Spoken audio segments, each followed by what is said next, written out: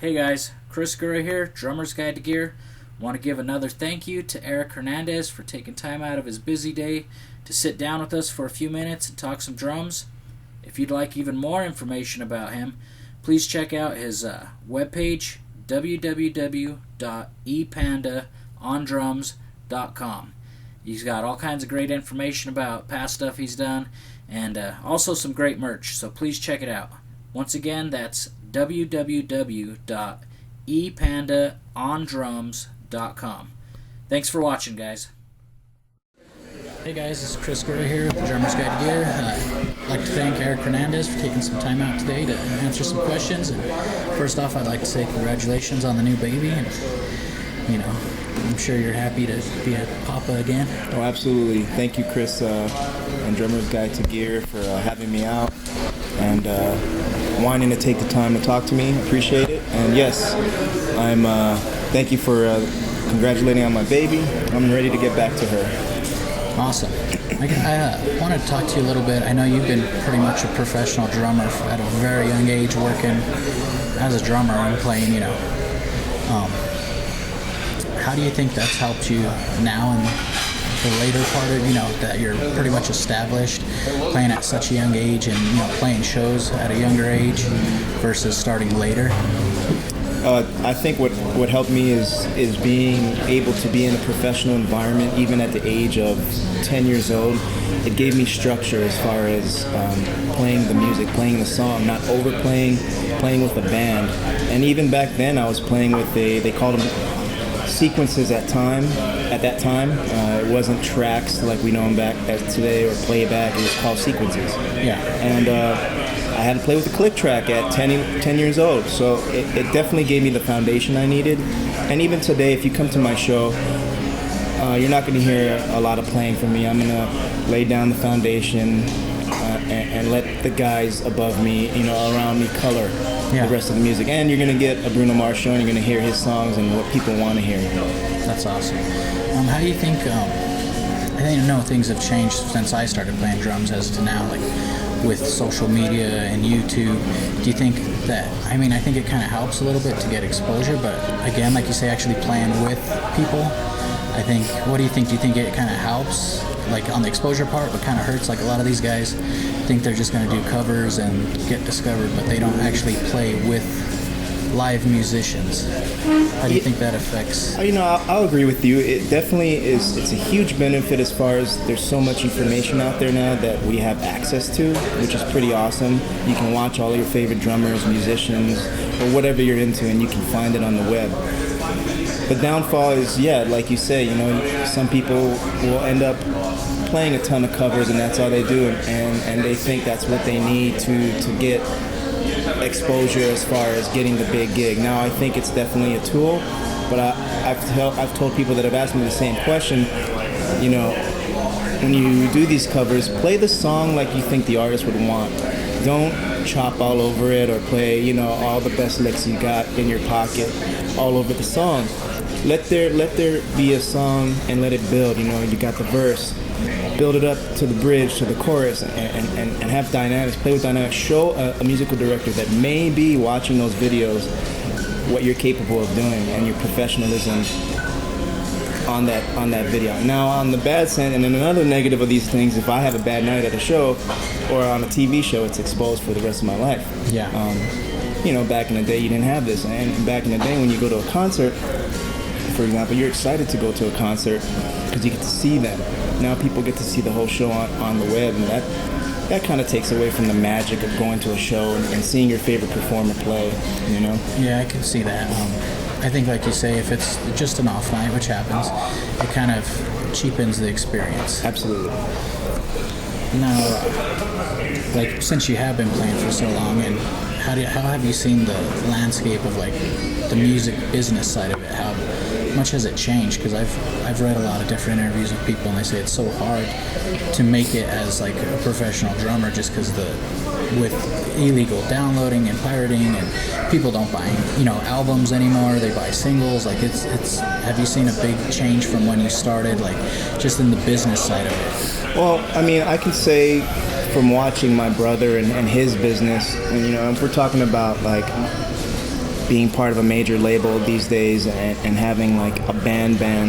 Yeah, absolutely. You know, the internet hurts the business because in my day, you know, I'm 37 years old, but in my day I went to go buy albums and cassettes, and you were forced to buy the complete album to get to your favorite song.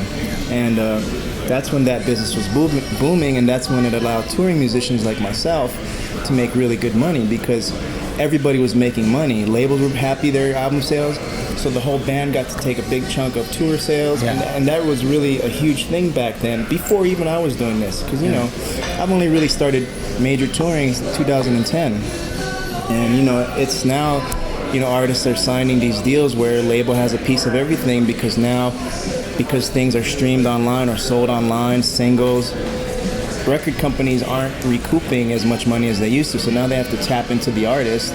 So therefore now the artist has to give away a percentage of sales, tour sales, so, you know, and then it ultimately takes away from the drummer. So, you know, the business has definitely changed as far as when I was watching the older cats and seeing what they were doing and making good money doing what I'm doing.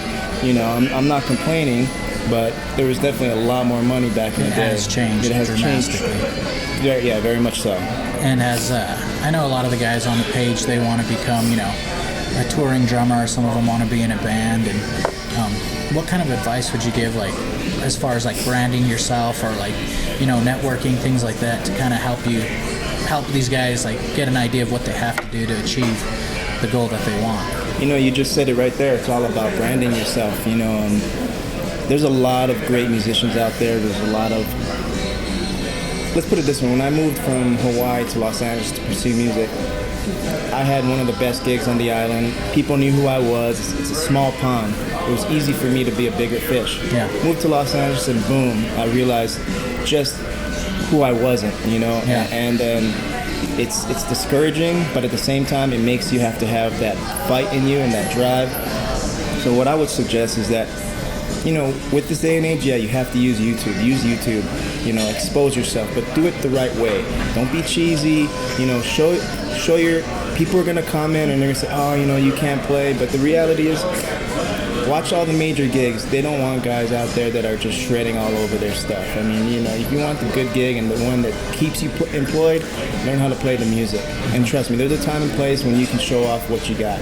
Keep it in your pocket. Those are the most impressive drummers to me that have, you know, they play the pocket and then they bust out these amazing, you know, capabilities, whether it's in the form of fills or just odd time signature. Just then that really intrigues me, you know, when I see a drummer do that, or a musician.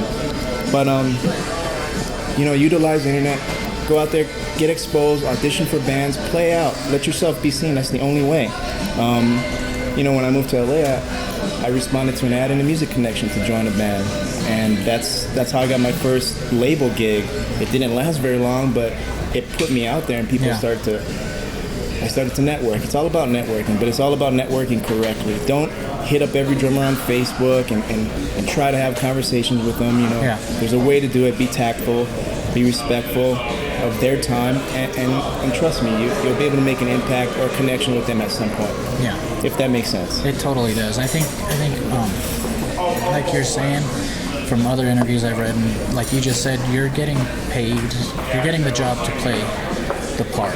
Like you say, don't go and be as flashy as you can, because that ain't, the person who's going to the concert doesn't want to hear you showing off. They're going to hear the song. And I think that's like you say, I think 100% you hit it on the head. Play what you're supposed to play and do it the proper way. Absolutely. You know, what people forget, and it's easy for us musicians, if I can just piggyback on what you just said, it's easy for us musicians to get bored with what we're doing. I mean, tonight I think is our 153rd show or 54th of this tour, and I've been playing the same thing for a minute now.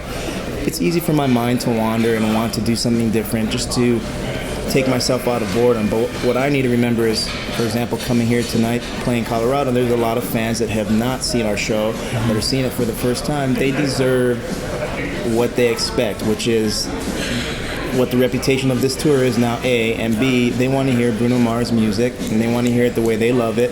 So it's my job as a paid employee to give it to them.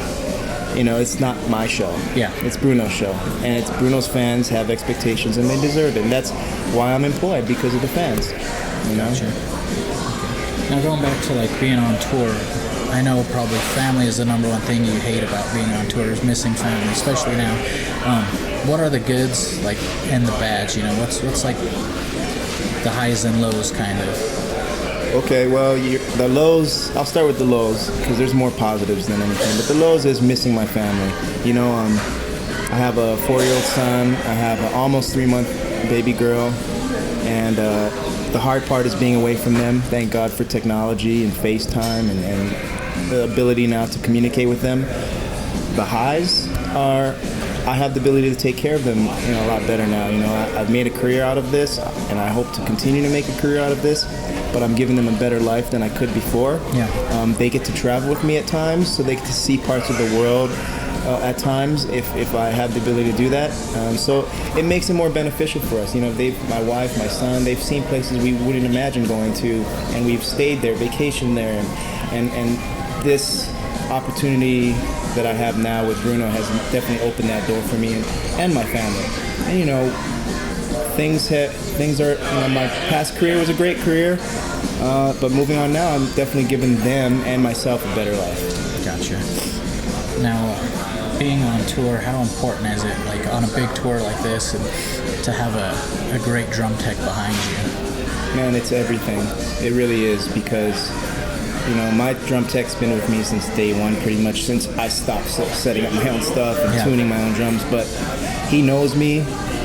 There's times when I don't get a chance to sit behind the kit before a show, or there's no sound check, and I have to get on and play the show.